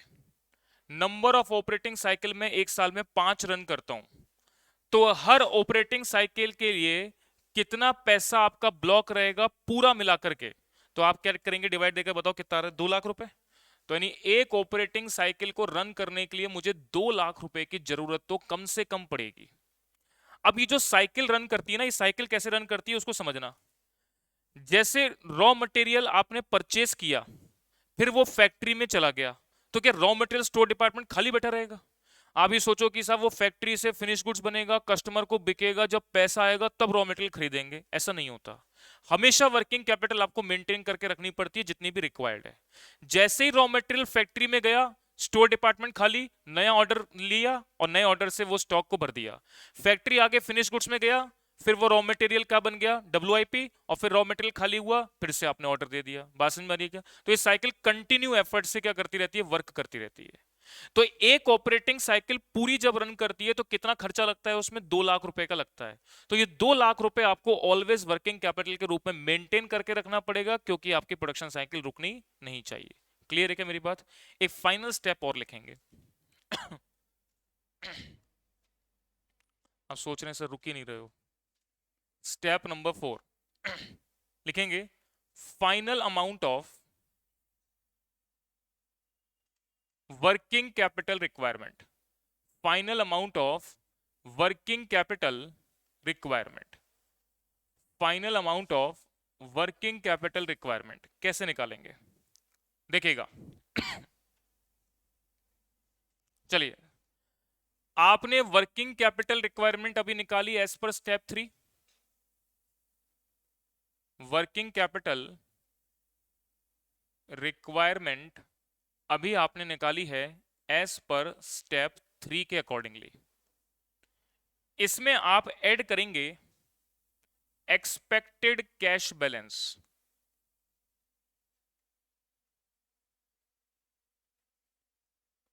इसमें ब्रैकेट में नीचे लिख लें इफ गिवन। इसमें एक चीज और ऐड करेंगे, सर्टेन परसेंटेज ऑफ कंटिंजेंसीज। इसमें भी नीचे लिख लेंगे इफ गिवन। तो ये आपकी final amount of working capital requirement calculate होकर के आ जाती है। कई बार सवाल में बोलता है कि साहब ये 2 लाख तो है ही, साथ में आप 10,000 का और कैश मेंटेन करके रखो, या कंटिंजेंसी का मतलब बिजनेस में ऊपर नीचे होता रहता है मामला, तो आपको इतना percentage total working capital requirement जो आपके पास आई है उसका 5% और मेंटेन करना है या 10% और मेंटेन करना है, तो वो आपको और जोड़ देना पड़ेगा। तो ये आपके पास final amount of working capital requirement की कैलकुलेशन आएगी। तो आपको नहीं करना, स्टेप नंबर 3 में आंसर आ गया है। ये मैंने बताया अगर दे रखा है तो, और ये दे रखा है तो, नहीं दे रखा तो कुछ नहीं करना। चलिए, इतनी बात क्लियर है क्या सभी को? हाँ जी। चलिए, आज की इस क्लास में मैं इतना रखता हूं, ठीक है। तो आज की क्लास में आपने प्रोसेस समझ लिया कि ऑपरेटिंग साइकिल मेथड के थ्रू वर्किंग कैपिटल रिक्वायरमेंट की कैलकुलेशन कैसे की जाती है। बहुत अच्छी तरीके से अंडरस्टैंड हो जाएगा नेक्स्ट क्लास में जब मैं प्रैक्टिकल क्वेश्चन कराऊंगा। उस प्रैक्टिकल क्वेश्चन के माध्यम से पूरा कॉन्सेप्ट क्लियर हो जाएगा, ठीक है। एक ही क्वेश्चन आपको कराऊंगा क्योंकि बुक में एक ही दे रखा है। चलिए, धन्यवाद, मिलते हैं नेक्स्ट क्लास में। हाँ जी, देखिए लास्ट क्लास में हम लोगों ने जो है अभी डिस्कस किया था कि ऑपरेटिंग साइकिल मेथड में जो प्रोसेस होता है वर्किंग कैपिटल की कैलकुलेशन का, वो प्रोसेस क्या है। तो मैंने 4 स्टेप में आपको वर्किंग कैपिटल रिक्वायरमेंट की कैलकुलेशन का तरीका समझाया है। अब हम आज के क्लास में प्रैक्टिकल क्वेश्चन करेंगे और उससे उसको इंप्लीमेंट करते हुए कैसे कैलकुलेशन बनानी है उसको समझेंगे, ठीक है। देखिएगा, चलिए अब एक क्वेश्चन मैं आपको बता रहा हूँ। क्वेश्चन नंबर 1 क्या बोल रहा है, पहले इसको पढ़ते हैं। Himalaya Limited profit and loss account for the year ended 31st March 2021 is given below. You are required to calculate the working capital requirement under operating cycle method आपको बतानी है।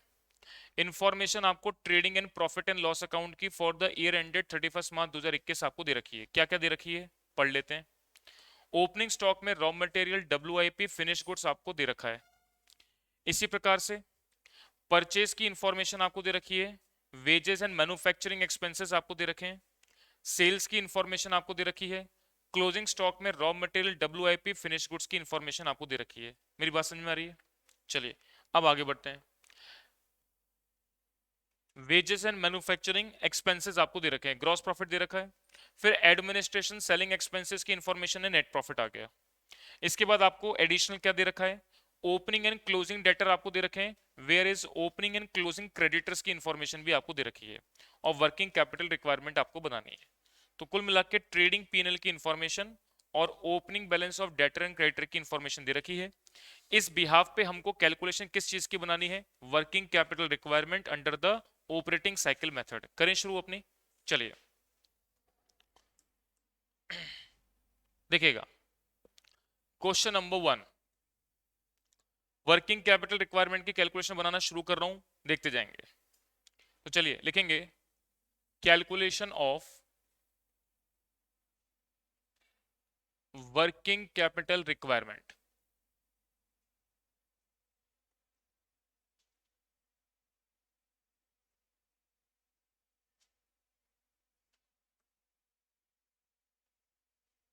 देखिएगा, सबसे पहले मैं बात करता हूं स्टेप नंबर 1। स्टेप नंबर 1 क्या है, ऑपरेटिंग साइकिल पीरियड की कैलकुलेशन कि अपन को ये कैसे बनानी है। हाँ जी, सबसे पहले बात करते हैं point number A, raw material storage period.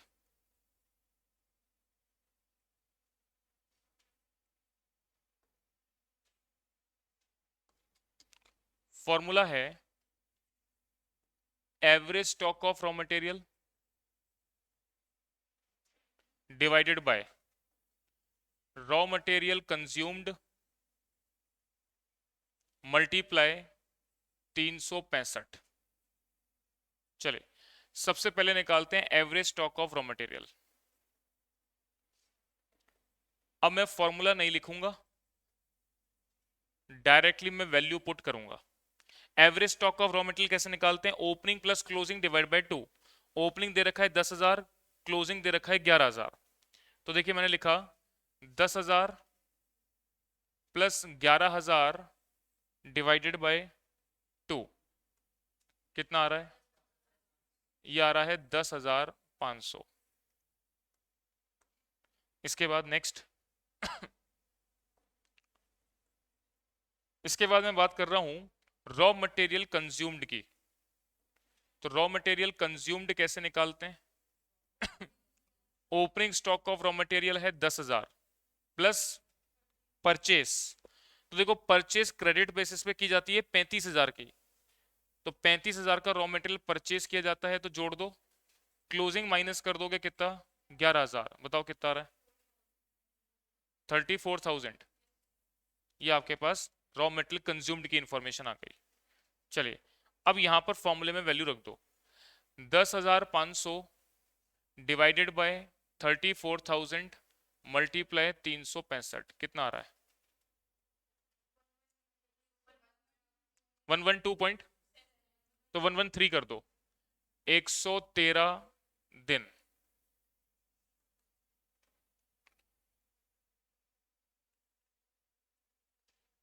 चलिए 113 दिन तक आपका रॉ मटेरियल स्टोर डिपार्टमेंट के अंदर रहता है, तो 113 दिन तक एज अ रॉ मटेरियल एक प्रोडक्शन प्रोसेस के दौरान आपका पैसा क्या रहता है? ब्लॉक रहता है।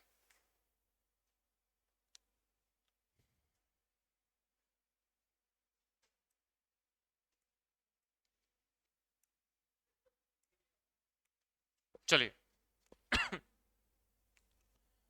इसके बाद हम आ जाते हैं आगे नेक्स्ट बी, क्या निकालेंगे? WIP storage period. चलिए WIP स्टोरेज पीरियड की कैलकुलेशन बनाते हैं। देखिएगा फॉर्मूला क्या है? Average stock of WIP divided by total production cost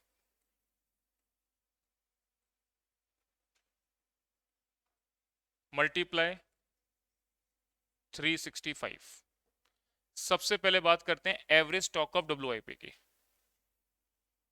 average stock of WIP मतलब ओपनिंग स्टॉक ऑफ WIP कितना है? 10,000, और क्लोजिंग स्टॉक ऑफ WIP कितना है? 10,500। दोनों का एवरेज कर लेंगे।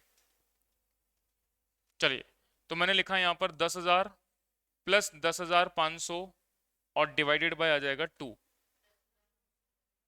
10,250।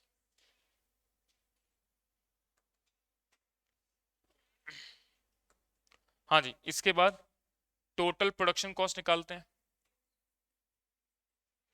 तो टोटल प्रोडक्शन कॉस्ट के लिए मैंने बताया था कि रॉ मटेरियल कंज्यूम्ड कितना आया था, उसमें आप कोई भी प्रकार के वेजेस या मैन्युफैक्चरिंग खर्चे दे रखे हैं 15,000, उसको जोड़ लोगे। इसके अलावा और क्या दे रखा है? देखो परचेस नहीं है, खर्चे दे रखे हैं आपको। इसके बाद आप ओपनिंग स्टॉक ऑफ WIP को जोड़ोगे, क्लोजिंग स्टॉक ऑफ WIP को लेस कर दोगे। तो ओपनिंग स्टॉक ऑफ WIP कितना? 10,000, और क्लोजिंग स्टॉक ऑफ WIP कितना है? 10,500। बताओ कितना आ रहा है? 48,500। ये वैल्यू आ गई। अब आप यहां पर रख दें 10,250 डिवाइडेड बाय 48,500 मल्टीप्लाई 365 77 1 आ रहा है क्या पॉइंट? तो आप पहले वाला राउंड ऑफ कर दो।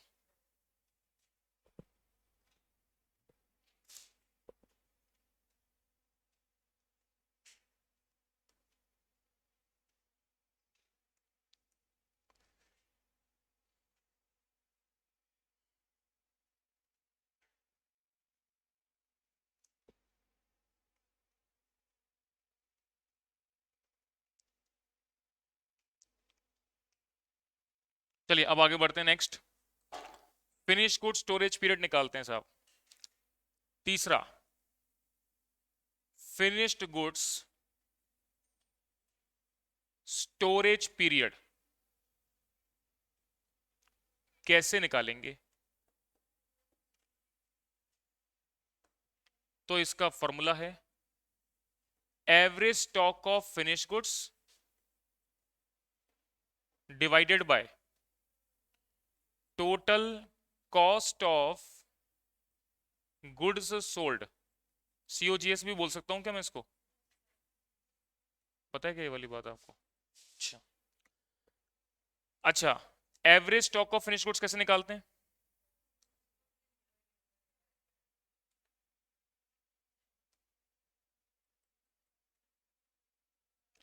Average stock of finish goods, तो ओपनिंग स्टॉक आपको दे रखा है 5,000 का, closing stock of finish goods 8,500 रुपए दे रखा है।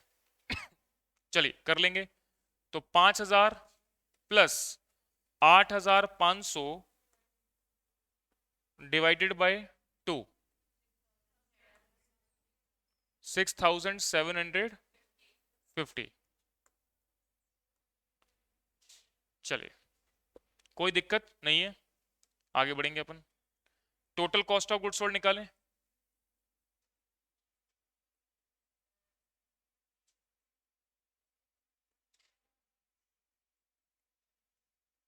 हाँ जी, total cost of goods sold के लिए मैंने क्या बात बोली थी?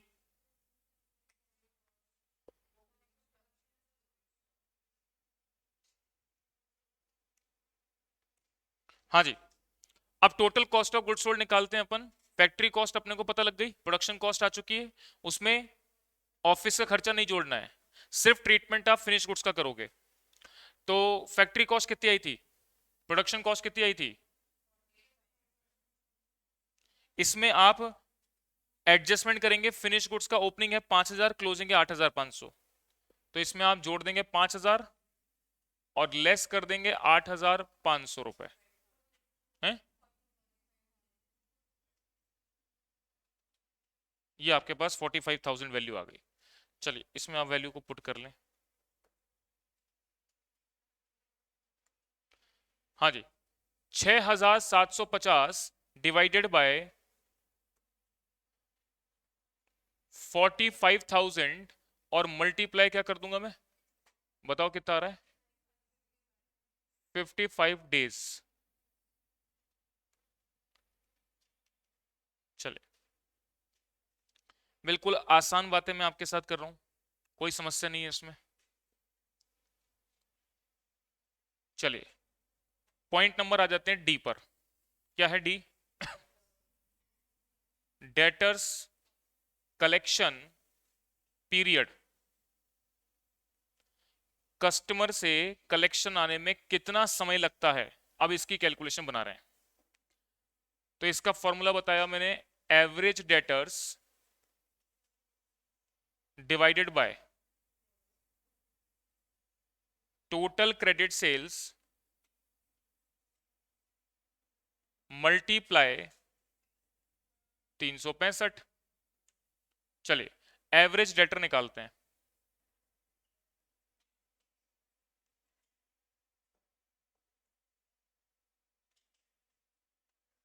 एवरेज डेटर्स, एवरेज डेटर का मतलब होता है ओपनिंग डेटर्स, फॉर्मूला नहीं लिख रहा हूं मैं, हाँ जी, ओपनिंग एंड क्लोजिंग डेटर आपको दे रखे हैं कितने, 6,500 और 10,500, ठीक है ना। 6,500 और 10,500 ओपनिंग क्लोजिंग की इंफॉर्मेशन दे रखी है। 6,500 और 10,500 डिवाइडेड बाय 2 कितना आया, 8,500।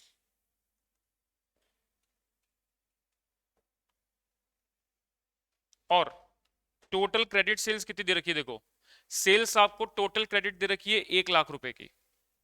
तो डायरेक्टली मैं रख रहा हूं इस क्वेश्चन में अब वैल्यू, एवरेज डेटर आ गए 8,500, क्रेडिट सेल्स आ गई टोटल 1,00,000 रुपए की, और मल्टीप्लाई 365 कितना आया, 31।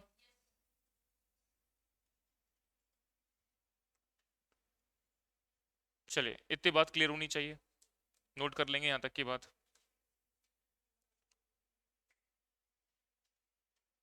यहां तक की बात क्लियर, नोट समझ में आनी चाहिए। अब इसके बाद मैं बात कर रहा हूं किसकी, क्रेडिटर्स पेमेंट पीरियड की। Point number E, creditors payment period. हाँ जी, average creditors divided by total credit purchase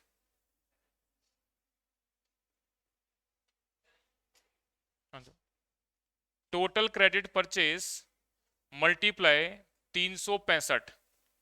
चलिए सबसे पहले बात करते हैं एवरेज क्रेडिटर्स की। एवरेज क्रेडिटर्स, एवरेज क्रेडिटर का मतलब opening plus closing divide by 2।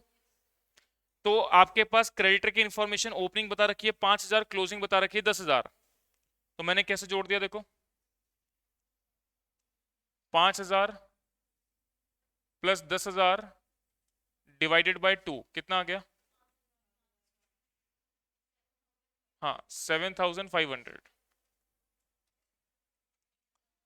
इसके अलावा टोटल क्रेडिट परचेस कितने की दे रखी है, टोटल क्रेडिट परचेस है 35,000 रुपए की, ठीक है। तो देखो मैंने कैसे लिखा, एवरेज क्रेडिटर आ गए 7,500 के, और टोटल क्रेडिट परचेस हो गई 35,000, मल्टीप्लाई 365, बताओ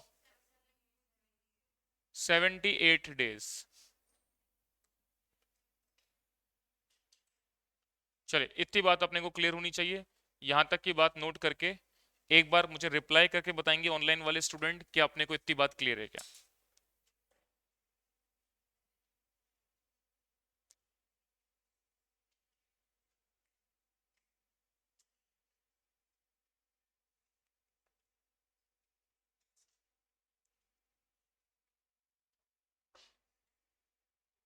थोड़ा सा वेट करो।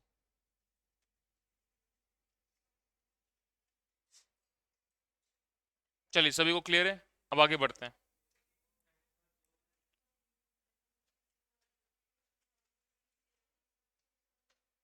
आगे सबको क्लियर है, चलिए अब आगे बढ़ रहा हूं मैं।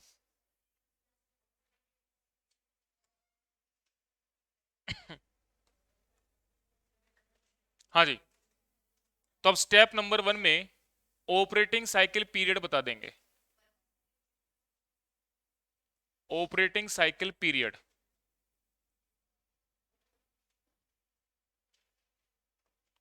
तो देखिए शॉर्ट में मैंने लिखा रॉ मटेरियल स्टोरेज पीरियड, ये कितना आया 7,113 डेज। इसी प्रकार से WIP स्टोरेज पीरियड,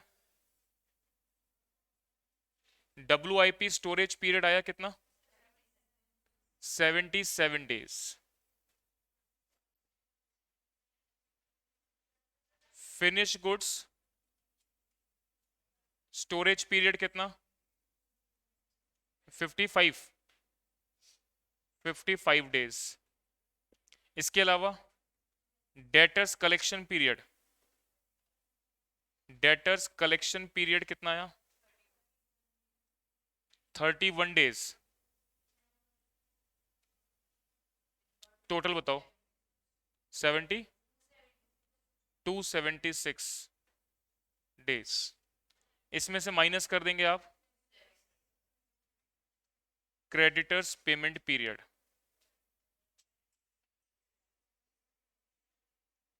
कितना? 78 डेज। ये आ गया 198 डेज ऑपरेटिंग साइकिल पीरियड। बहुत ही खराब स्थिति है इस बिजनेस की। देख के समझ में आ रहा है? 200 दिन में तो एक साइकिल घूमती है।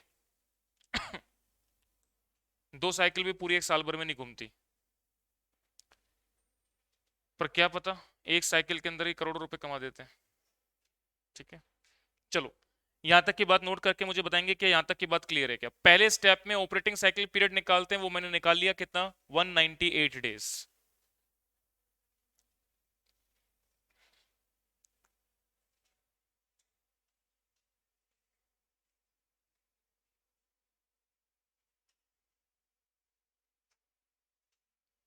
अब क्या निकालूं मैं? Number of operating cycle, step number 2। हाँ जी, नोट कर लो पहले तो।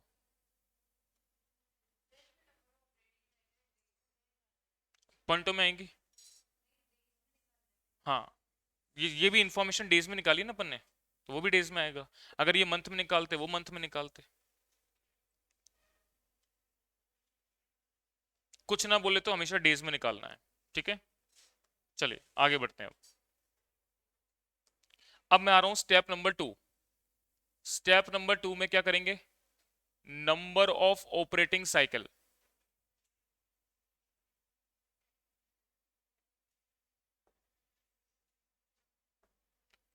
तो ये कैसे निकालेंगे?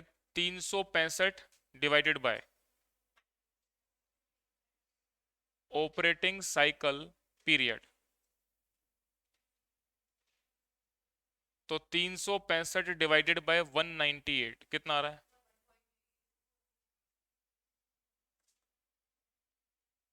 चलिए इतनी बात क्लियर होगी सभी को। स्टेप नंबर 3 में निकालेंगे working capital requirement.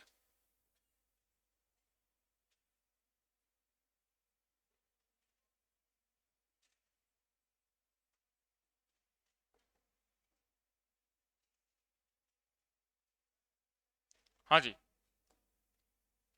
Working capital requirement की कैलकुलेशन के लिए एक फॉर्मूला बताया मैंने आपको। क्या बताया? Total operating expenses divided by number of operating cycle. अब मेरी बात को यहां पर ध्यान से सुनना। सबसे पहले तो आप निकालेंगे क्या? Total operating expenses.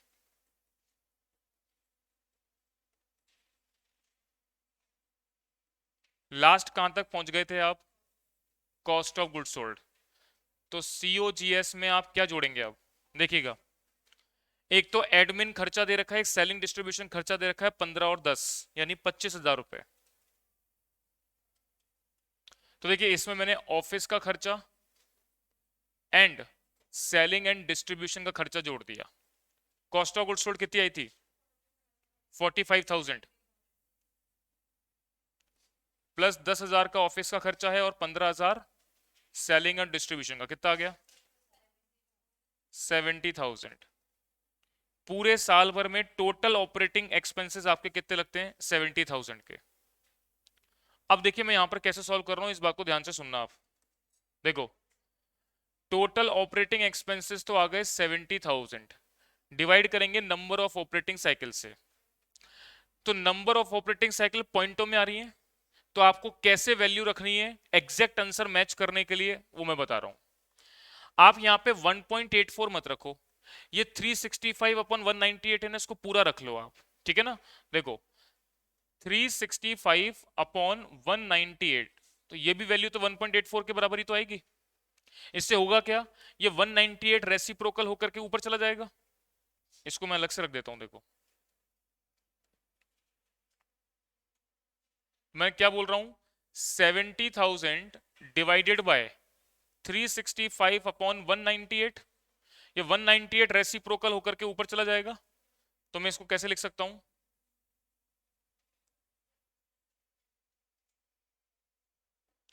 70,000 divided by 365 multiply 198, बताओ कितना आ रहा है, यही आ रहा है। तो ये आपका एक्चुअल अमाउंट या exact amount of working capital requirement आ गया, जो आंसर आपका मैच हो जाएगा। चलिए पॉइंट वो थोड़ा सा लगाएगा, थोड़ा सा डिफरेंस आएगा। या आप 1.84 जो निकाला था वो जिस उसकी पूरी वैल्यू कंसिडर कर लो तो भी आंसर आ जाएगा। आप क्या कर सकते हो, देखो 365 अपॉन 198 किया, जो वैल्यू आई उसको m प्लस में डाल दो, m प्लस में डाल दिया, ठीक है। फिर आप 70,000 टाइप करो, MRC टाइप करो, यानी वो वैल्यू जो आपने कैलकुलेट करी थी इक्वल टू प्रेस कर दो, फिर भी आंसर आ जाएगा। दोबारा बोलता हूं, देखो देखो आपने क्या करा, यहां पर 365 अपॉन 198 किया, ये आ गई 1.843 समथिंग वैल्यू आ गई लंबी चौड़ी, इसको आपने m प्लस में डाल दिया, m प्लस में डाल दिया, तो MRC खोलोगे तो यही वैल्यू तो मिलेगी आपको। अब क्या करना है, 70,000 लिखना है, डिवाइड का निशान दबाना है, और डिवाइड किससे करोगे, 1.84 समथिंग वाली वैल्यू, वो कहां पड़ी है, MRC में। तो MRC खोलो, वो वैल्यू आ गई आपके सामने, और फिर इक्वल टू प्रेस कर दो, तो 37,973 रुपए आ जाएगा, यही आंसर आ रहा है, ठीक है ना। चलिए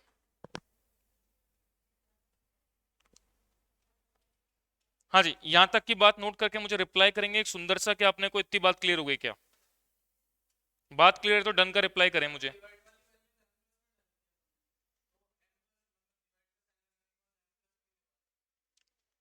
अब इसका कंसेप्ट बताता हूँ, एक सेकंड वेट करो। 37, हाँ बता रहा हूँ, 37,973 का आपका आंसर आ रहा है, ये मैच हो रहा है। उसका कंसेप्ट बताता हूँ, भाई 1 मिनट वेट करेंगे। चलिए